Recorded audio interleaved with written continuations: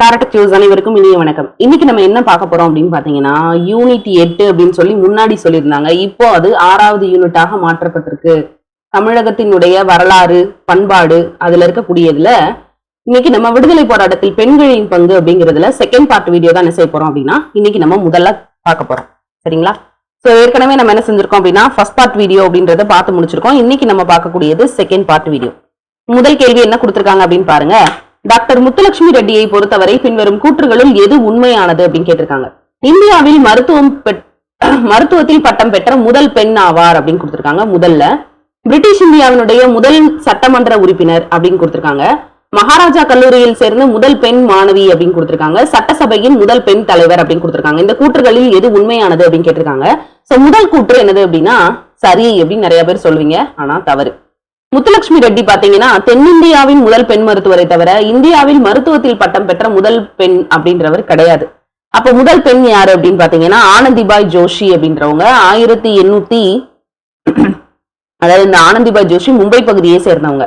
இவங்க முத்துலட்சுமி ரெட்டி பிறந்த அதே வருஷத்துல 1886 வந்து பாத்தீங்கன்னா மெடிக்கலுக்காக என்ன பண்ணுவாங்கன்னா அப்பெல்லாம் வெளிநாடுகள்ல போய் படிக்கணும்.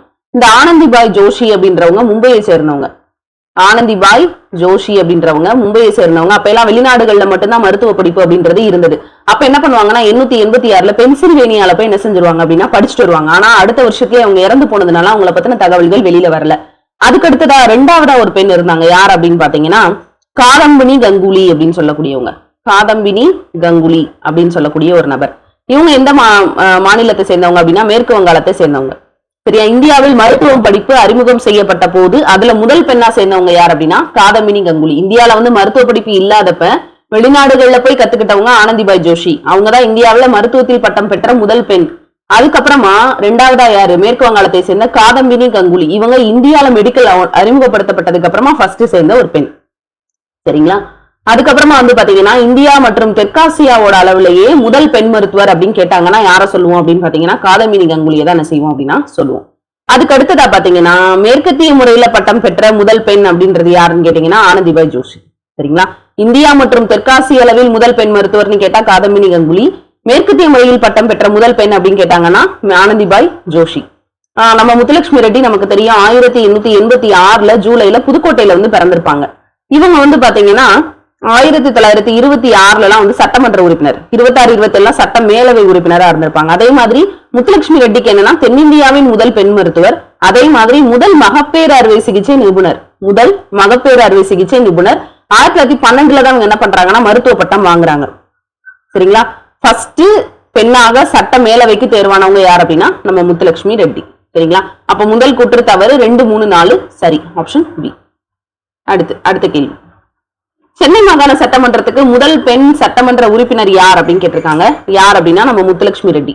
அதாவது 1919 ஆண்டு இந்திய அரசாங்க சட்டம் பெண்கள் சட்டமன்ற உறுப்பினராக இருக்கிறதுக்கு என்ன செஞ்சிருப்பாங்க அப்படின்னா தடை விதிச்சிருப்பாங்க.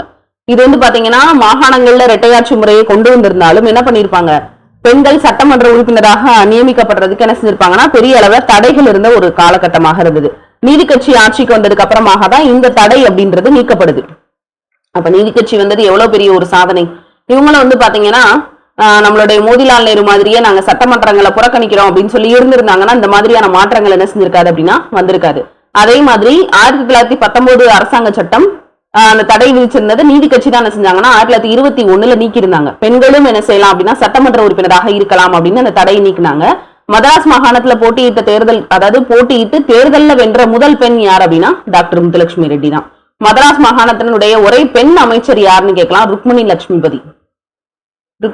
லட்சுமிபதி. அதே மாதிரி மதராஸ் மாகாணத்தில் ஆங்கிலேயர்கள் இரட்டையாட்சி முறை ஒழிக்கப்பட்ட போது இடைத்தேர்தல் 1934 இடைத்தேர்தல் நடைபெற்றுச்சு. இதுல காங்கிரஸோட சார்பாக தான் ருக்மணி லட்சுமிபதி என்ன செய்வாங்க அப்படின்னா போட்டிட்டு இருப்பாங்க. முத்துலட்சுமி ரெட்டி புதுக்கோட்டையை சேர்ந்தவங்க, தென்னிந்தியாவின் முதல் பெண் மருத்துவர். சரிங்களா? அதே மாதிரி இந்திய பெண்கள் சங்கத்துல இவங்க இணைகிறது அன்னி பெசன்ட், மார்கரெட் கசின் இந்த மாதிரி இவங்களோட ஈர்க்கப்பட்ட என்ன செய்வாங்க அப்படின்னா இணைவாங்க. சகோதரிகள், இவரோட சகோதரி வந்து கேன்சர்ல இறந்து போயிருவாங்க. ஸ்ரீ தர்மம் அப்படின்னு ஒரு மாத இதழ் என்ன செய்வாங்க அப்படின்னா நடத்துவாங்க, ஸ்ரீ தர்மம். சரிங்களா? அதே மாதிரி அடையாறு கேன்சர் இன்ஸ்டிடியூட் 1949 இதுக்கு அடிக்கல் நாட்டினவர் யார் அப்படின்னா நம்ம ஜவஹர்லால் நேரு. 26 இருந்து 27 வரைக்கும் தமிழ்நாடு சட்டமன்ற மேலவை உறுப்பினரா இருந்திருப்பாங்க. அதே மாதிரி பாரிஸ் உலக பெண்கள் மாநாட்டிலையும் இவங்க என்ன செஞ்சிருப்பாங்க அப்படின்னா கலந்துக்குவாங்க. தேவதாசி முறை ஒழிப்பு மசோதா கொண்டு வர்றதுக்கு இவங்களோட துணை நின்றவங்க யார் அப்படின்னா மூவலூர் ராமாமிர்தம் அம்மையார். இந்த மசோதா எப்ப சட்டமா மாறுச்சுன்னா 47ல சட்டமாக மாறுச்சு.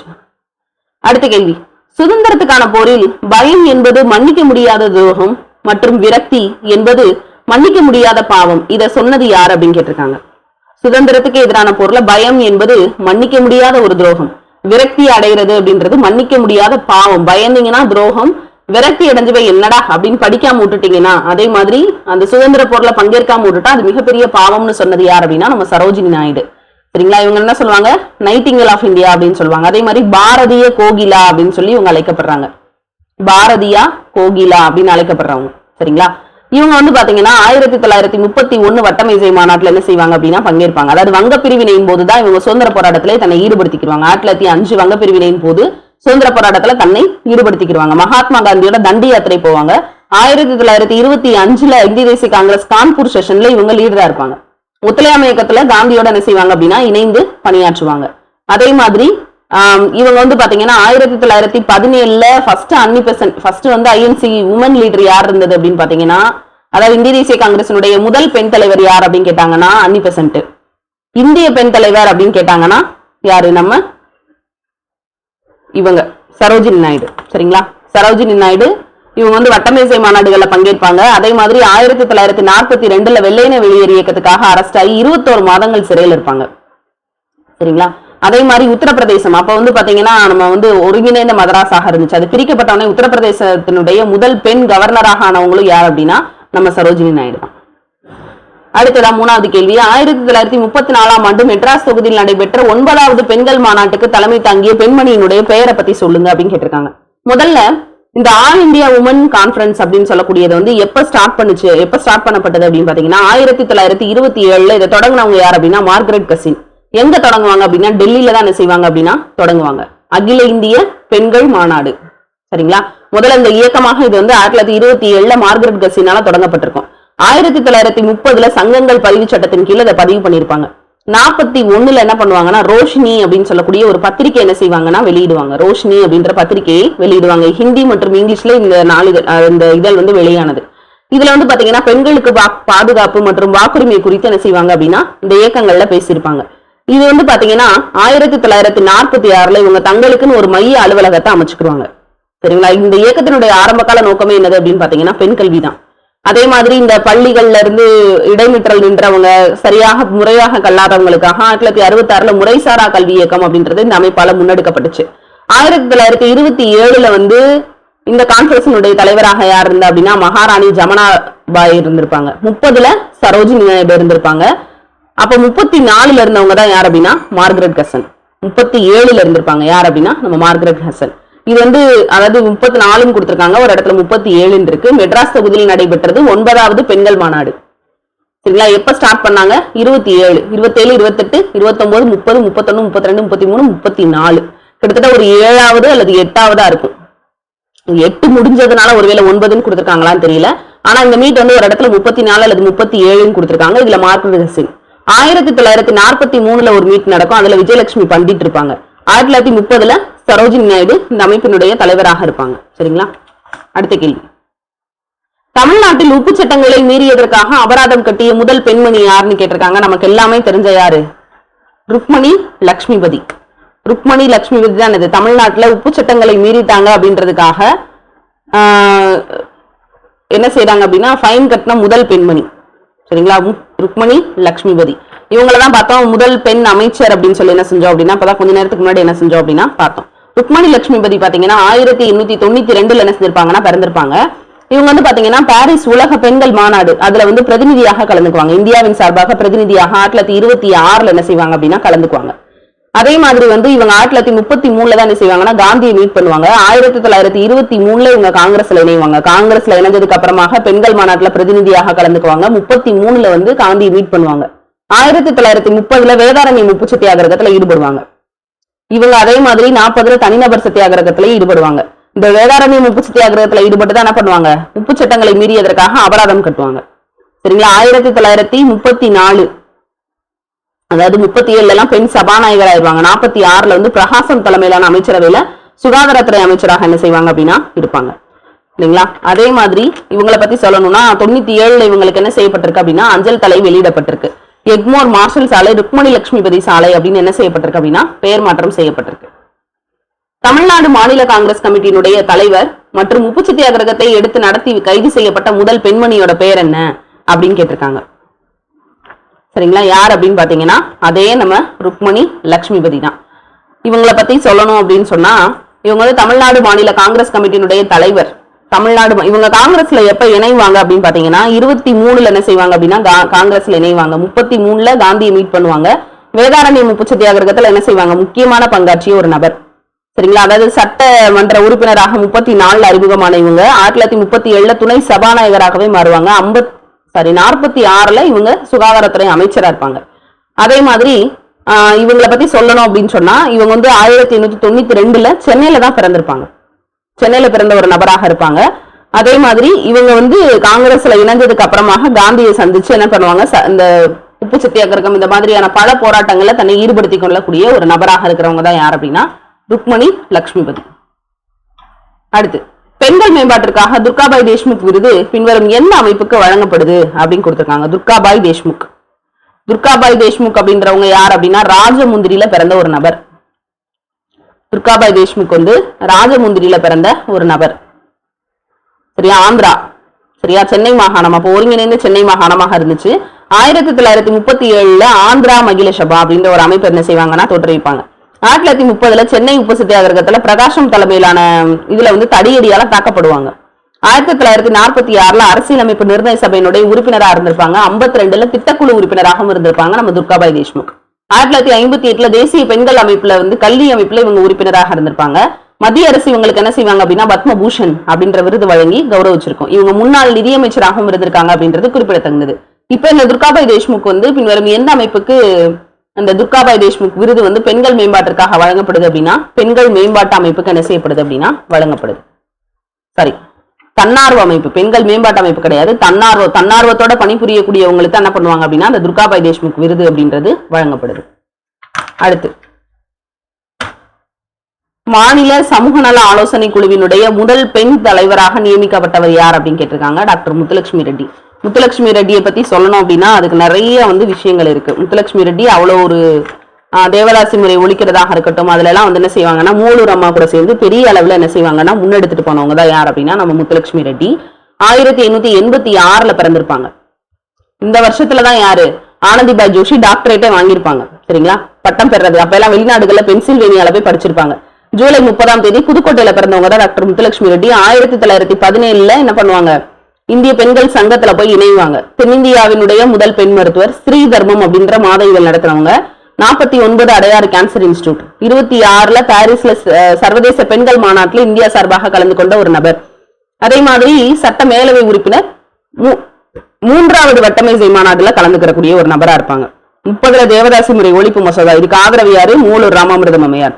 அதே மாதிரி 30 என்ன செய்வாங்க, அவ்வை இல்லம் அனாதைகள் மற்றும் ஆதரவற்றோருக்காக அவ்வை இல்லம் என்ன செய்வாங்க அப்படின்னா தொடங்குவாங்க. 37 வந்து சென்னை மாநகராட்சியினுடைய முதல் பெண் அதிகாரியாக இருப்பாங்க. சரிங்களா, மாநில சமூக நல ஆலோசனை குழுவினுடைய அந்த வாரியத்துல முதல் தலைவராக நியமிக்கப்பட்டவங்க யார் அப்படின்னா டாக்டர் முத்துலட்சுமி ரெட்டி. சரி, அடுத்த கேள்வி. ஆரிய மகிழ சபாவை ஸ்தாபிப்பதில் அதிக உதவிகளை செய்த திறமையான மராட்டிய பெண் யார் அப்படின்னா ரமாபாய். நான் ஏற்கனவே ஒரு கொஸ்டின்ல கேட்டிருப்பேன். ஆரிய மகிழ சபா அப்படின்ற அமைப்பு யாரால தோற்றுவிக்கப்பட்டது அப்படின்னா ரமாபாய். ஆந்திரா மகிழ சபா அப்படின்ற அமைப்பு யாரால தோற்றுவிக்கப்பட்டது அப்படின்னா இப்ப நம்ம கொஞ்ச நேரத்துக்கு முன்னாடி பார்த்த துர்காபாய் தேஷ்முக் அவர்களால ஆந்திரா மகிழ சபா அப்படின்னா அது துர்காபாய் தேஷ்முக். ஆந்திரா மகிழ சபா. மகிழ சபானால என்னது பெண்களுக்கான ஒரு அமைப்பு, இது துர்காபாய். ஆரிய மகிழ சபா அப்படின்றது யாருடைய அமைப்பு அப்படின்னா பண்டிட் ரமாபாயினுடைய ஒரு அமைப்பு. இதுல வந்து அதிகமான உதவி செய்த ஒரு மராட்டிய பெண்ணாக என்ன செய்யப்படுறாங்க அப்படின்னா நம்ம ரமாபாய் வந்து அறியப்படுறாங்க. பண்டித ரமாபாய் அப்படின்னு சொல்லுவாங்க. இந்த பண்டிதர் பட்டம் வந்து நிறைய பேருக்கு கொடுக்கறது இல்ல. சரிங்களா, பண்டிதர் அப்படின்னா கற்றறிந்தவரை மட்டும்தான் என்ன செய்வாங்க அப்படின்னா பண்டிதர் அப்படின்ற வார்த்தைகள்ல அழைப்பாங்க. பண்டித ரமாபாய் வந்து பாத்தீங்கன்னா 1858 என்ன செஞ்சிருப்பாங்க அப்படின்னா பிறந்த ஒரு சமூக சீர்திருத்தவாதி. இவங்களுக்கு பண்டிதர் அப்படின்ற பட்டத்தை வந்து சமஸ்கிருதத்துல புலமை பெற்ற முதல் பெண்மணியும் இவங்க தான். சரிங்களா, கல்கத்தா பல்கலைக்கழக பேராசிரியர்களால் தேர்வு செய்யப்பட்டு இவங்களுக்கு இன்னொரு பட்டம் என்ன கொடுக்கப்படுதுன்னா சரஸ்வதி அப்படின்ற ஒரு பட்டம் வந்து கொடுக்கப்படுது. 1889ஆம் ஆண்டு காங்கிரஸ் மாநாட்டுக்கு அழைக்கப்பட்டிருந்த 10 பெண்மணிகள்ல இவரும் ஒருவர். இவருடைய முயற்சியால தான் முதலாக 10 பெண்கள் காங்கிரஸ் மாநாட்டுக்கு என்ன செய்யப்படுறாங்க, அழைக்கப்படுறாங்க அப்படின்றது குறிப்பிடத்தகுந்த ஒரு விஷயம். அதே மாதிரி இவங்களுக்கு நிறைய விருதுகள் கிடைச்சிருக்கு. சமஸ்கிருத புலமையை பாராட்டி பண்டிதர் மற்றும் சரஸ்வதி விருதுகள் கிடைச்சிருக்கு. 1919ஆம் ஆண்டு காந்தியடிகள் எப்படி ஜாலியன் வாலாபாக்கு எதிர்ப்பு தெரிவிச்சு தன்னோட ஹெய்சரின் பட்டத்தை திறந்தாரோ அதே மாதிரி இவங்களுக்கு 19ஆம் ஆண்டு ஹெய்சரி ஹிந்த் அப்படின்னு சொல்லக்கூடிய அந்த பட்டம் அப்படின்றது கொடுக்கப்படுது இல்லைங்களா. அதே மாதிரி பெண்கள் முன்னேற்றத்துக்காக இவர் ஆற்றிய சேவையை பாராட்டி இந்திய அரசு 1989ஆம் ஆண்டு இவங்களுக்கு படத்துடன் கூடிய அஞ்சல் தலையை வெளியிட்டிருக்கு. மும்பை நகர்ல இவருக்கு ஒரு ரோட்டுக்கு இவரோட பேர் என்ன செஞ்சிருக்காங்கன்னா வச்சிருக்காங்க. அதே மாதிரி தமிழ்நாட்டினுடைய முதல் பெண் மருத்துவர் நம்ம இப்பதான் பார்த்தோம். தமிழ்நாட்டின் அல்லது தென்னிந்தியாவின் முதல் பெண் மருத்துவர் அப்படின்னு சொன்னா யார் அப்படின்னா டாக்டர் முத்துலட்சுமி ரெட்டி. சரிங்களா. இந்தியாவின் முதல் பெண் மருத்துவர் அப்படின்னு கேட்டாங்கன்னா ஆனந்திபாய் ஜோஷி. சரிங்களா, ஆனந்திபாய் ஜோஷி. அதுக்கு அடுத்ததா தமிழ்நாடு மாநில காங்கிரஸ் கமிட்டியினுடைய தலைவருமானவர் உப்பு சத்தியாகிரகத்தை எடுத்து கைது செய்யப்பட்ட முதல் பெண்மணி. உப்பு சத்தியாகிரகத்துக்காக வரி கட்டிய முதல் பெண்மணி யார் அப்படின்னா திருமதி ருக்மணி லட்சுமிபதி. உப்பு சத்தியாகிரகத்துக்காக என்ன செய்வாங்க, உப்பு சட்டங்களை மீறியதற்காக வரி கட்டிய அதாவது ஃபைன் கட்டின முதல் பெண்மணி யார் அப்படின்னா டாக்டர் முத்துலட்சுமி ரெட்டி. இவங்க தமிழ்நாடு மாநில காங்கிரஸ் கமிட்டியினுடைய தலைவருமானவர் உப்பு சத்தியாகிரகத்தை எடுத்து நடத்தி கைது செய்யப்பட்ட முதல் பெண்மணி யார் அப்படின்னா திருமதி ருக்மணி லட்சுமிபதி. இவங்க 1892 பிறந்திருக்கக்கூடிய ஒரு நபர். இந்திய தேசிய காங்கிரசினுடைய அரசியல்வாதி, வீணை இசை கலைஞர், சென்னை மாகாணத்தினுடைய சட்டமன்றத்தின் மக்களால் தேர்ந்தெடுக்கப்பட்ட முதல் பெண் உறுப்பினர் மற்றும் சென்னை மாகாணத்தினுடைய முதல் பெண் அமைச்சராக இருந்திருப்பாங்க. அதே மாதிரி சட்டப்பேரவையினுடைய துணை சபாநாயகராக பணியாற்றினவங்க யார் அப்படின்னா நம்ம ருக்மணி லட்சுமிபதி. ருக்மணி லட்சுமிபதியை கௌரவிக்கக்கூடிய வகையில சென்னை எழும்பூர்ல இருக்கக்கூடிய ஒரு சாலைக்கு ருக்மணி லட்சுமிபதி சாலை அப்படின்னு சொல்லி பேர் வச்சிருப்பாங்க. அதாவது இவங்க வீணை இசை கட்டுறவங்க. அனைத்து இந்திய வானொலியில பல வீணை இசை கச்சேரிகள்லாம் என்ன செய்வாங்க அப்படின்னா நடத்தி காட்டியிருப்பாங்க.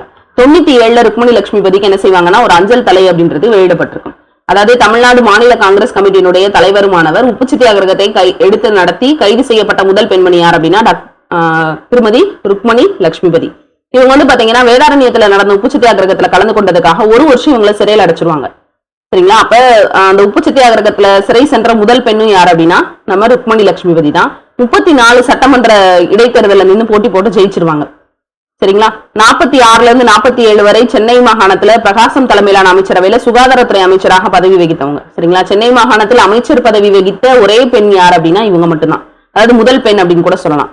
அப்ப மார்ஷல் சாலைக்கு இவருடைய பேர் என்ன செஞ்சிருக்காங்கன்னா வச்சிருக்காங்க. அதே மாதிரி 26ல எப்படி முத்துலட்சுமி ரெட்டி போவாங்க பாரிஸில் நடந்த பெண்கள் மாநாடு, அதுலயும் இவங்க என்ன செய்வாங்க அப்படின்னா சர்வதேச பெண்கள் வாக்குரிமை கூட்டணி பேராணத்துல இந்திய பிரதிநிதியாக என்ன செஞ்சுருக்காங்கன்னா கலந்துக்குவாங்க. சரிங்களா. இவங்க எப்ப காங்கிரஸ்ல இணைவாங்க அப்படின்னா 1923 33ல என்ன செய்வாங்கன்னா காந்தியை சந்திப்பாங்க. அடுத்து டாக்டர் முத்துலட்சுமி ரெட்டி எந்த சமுதாய தீமைக்கு எதிராக என்ன செஞ்சாங்க போராடினாங்க அப்படின்னா தேவதாசி முறையை ஒழிக்கிறதுக்காக இவங்க என்ன செய்வாங்க அப்படின்னு பாத்தீங்கன்னா நம்மளுடைய மூவலூர் ராமாமிர்தம் அம்மையாரோட பெரிய அளவுல துணை நின்றவங்க. மூவலூர் ராமாமிர்தம் அம்மையார் அந்த காலத்திலேயே பெரிய தேவதாசி முறை எதிர்ப்பு தெரிவிக்கக்கூடிய, அதாவது தாசிகளின் மோசவலை, மதிக்கெட்ட இந்த மாதிரி நிறைய நாவல்களை எழுதி புகழ் பெற்றவங்க தான் யார் அப்படின்னா நம்ம மூவலூர் ராமாமிர்தம் அம்மையார். அவங்களோட சேர்ந்து தேவதாசி முறை எழுதிருக்கிறதுக்காக இவங்க என்ன செஞ்சிருப்பாங்க அப்படின்னா நிறைய விஷயங்கள்ல போராடி இருப்பாங்க. 30ல இந்த மசோதா கொண்டு வரப்பட்டாலும் இது சட்டமாகிறதுக்கு 47 வரை காத்திருக்க வேண்டியிருந்துச்சு. அடுத்து 37ல இருந்து 40ல் நடைபெற்ற முதல் இந்திய எதிர்ப்பு போராட்டத்தில் கலந்து கொண்டவர் யார் அப்படின்றத தேர்ந்தெடுத்து எழுதுக அப்படின்னு கேட்டிருக்காங்க. யார் அப்படின்னு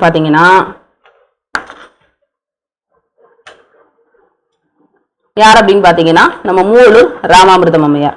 மூவலூர் ராமாமிர்தம் அம்மையார் தான் என்ன பண்ணுவாங்க அப்படின்னா இந்திய எதிர்ப்பு போராட்டத்துல கலந்துக்கிட்டாங்க. மூவலூர் ராமாமிர்தம் அம்மையார் இந்திய எதிர்ப்பு போராட்டத்துல என்ன செய்வாங்க அப்படின்னா கலந்துக்குவாங்க. அதே மாதிரி இந்தி மொழி கட்டாயம் அப்படின்னு சொல்லக்கூடிய ஒரு விஷயம் அப்ப என்ன செஞ்சிச்சு அப்படின்னா இருந்தது. இந்திய எதிர்ப்புக்கும் மூவலூர் ராமாமிர்தம் அம்மையாருக்கும் என்ன செய்யுது அப்படின்னா நெருங்கி என்ன செய்யுது அப்படின்னா தொடர்பு இருக்குது. இவங்க தேவதாசி முறையை ஒழிக்கிறதுக்கு மட்டும் இவங்க போராடல. இவங்க இந்த மாதிரி சமூக சீர்கேடுகள், அந்த மொழி ரீதியாக பிரிக்கிறது, இந்த மாதிரி நிறைய விஷயங்கள் என்ன பண்ணுவாங்க அப்படின்னா பார்ட்டிசிபேட் பண்ணியிருப்பாங்க. மூவலூர் ராமாமிர்தம் அம்மையார் இவங்க பாத்தீங்கன்னா 1883ல பிறந்த ஒரு நபர். சமூக சீர்திருத்தவாதி அப்படின்னு சொல்லலாம். சென்னை மாகாணத்துல தேவதாசி முறை ஒழிப்புக்காகவும் 37ல இருந்து 40 வரை இந்திய எதிர்ப்பு போராட்டங்கள்ல என்ன செய்வாங்க அப்படின்னா கலந்துக்குவாங்க. 37ல இருந்து 40 வரை. அப்ப யார் இருப்பா? ராஜாஜி இருப்பாரு. சரிங்களா. அப்ப வந்து பாத்தீங்கன்னா திருச்சியில இருந்து சென்னைக்கு நடந்தே வந்து தமிழர் படையணியில முக்கிய பங்கு வச்சவங்க இவங்க தான். சரிங்களா? இவங்களோட இந்திய எதிர்ப்பு போராட்டம் அப்படின்றது பெரிய அளவுல ஒரு பார்க்கப்பட்ட ஒரு விஷயமாக இருந்தது.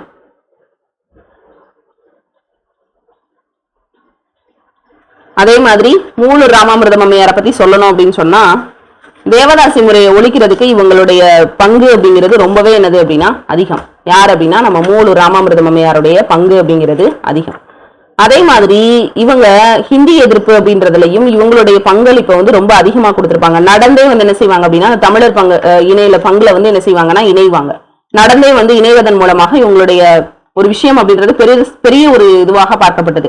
அதே மாதிரி கதரணிந்தவர்கள் மட்டும்தான் உள்ள வரணும் அப்படின்னு ஒரு போர்டு வச்சிருப்பாங்க. மயிலாடுதுறைக்கு பக்கத்துல பிறந்தவங்க தான் யார் அப்படின்னா நம்ம மூலூர் ராமாமிர்தம் அம்மையார். 1936 பாத்தீங்கன்னா மதிப்பற்ற மைனர் மற்றும் தாசிகளின் மோசவலை அப்படின்னு சொல்லக்கூடிய 2 நாவல்களை எழுதுவாங்க. இவங்க 21 தான் என்ன செய்வாங்கன்னா காந்தியை சந்திப்பாங்க. தேசிய கல்வி கூடம் ஒண்ணு ஏற்படுத்துவாங்க. ஏன்னா அந்நிய பொருட்களை புறக்கணிக்கணும்ன்ற மாதிரி அந்நிய கல்வி நிலையங்களையும் புறக்கணிக்கணும் அப்படின்றதுக்காக 1921 தேசிய கல்வி கூடம் ஏற்படுத்துவாங்க. சரிங்களா? இவங்கள தமிழ்நாட்டின் அன்னி பெசன்ட் அப்படின்னு சொல்லுவார். யார் அப்படின்னா அறிஞர் அண்ணா. இது ரொம்ப முக்கியமான ஒரு விஷயம். தமிழ்நாட்டின் அன்னி பெசன்ட் அப்படின்னு சொல்லி மூலூர் ராமாமிர்தம் அம்மையார் அழைச்சவர் யார் அப்படின்னா அறிஞர் அண்ணா. அதே மாதிரி 1925 மயிலாடுதுறையில இசைவேளாளர் மாநாடு வந்து கூட்டுவாங்க. தேவதாசி முறையை கொண்டு வர்றதுக்கான ஆணி வேரே இவங்க தான். சரிங்களா? இவங்க தான் ஹிந்தி எதிர்ப்பு போராட்டத்துல என்ன செய்வாங்கன்னா கலந்து கொள்வாங்க. ஹிந்தி எதிர்ப்புங்கிறது பெரிய அளவுல முன்னெடுக்கப்பட்ட ஒரு போராட்டமாக இருந்துச்சு. இதுக்கு மூலூரமா என்ன பண்ணுவாங்கன்னா நடந்தே வருவாங்க அங்க இருந்து. இப்ப என்ன செய்வாங்க, இவங்களுடைய பெயரால ஒரு ஸ்கீம் முன்னெடுக்கப்பட்டிருக்கு. மூலூர் ராமாமிர்தம் அம்மையார் உயர்கல்வி உறுதி திட்டம் அப்படின்னு ஒரு ஸ்கீமே முன்னெடுக்கப்பட்டு போயிட்டு இருக்கு. இப்ப நம்ம இதுல இருக்கக்கூடிய செகண்ட் பார்ட் வீடியோ அப்படின்றத பார்த்து முடிச்சிருக்கோம் இல்லையா? அடுத்ததை நம்ம என்ன பண்ண போறோம் அப்படின்னா தேர்ட் பார்ட் வீடியோ நம்ம அடுத்த கிளாஸ்ல பார்க்க போறோம். தேங்க்யூ.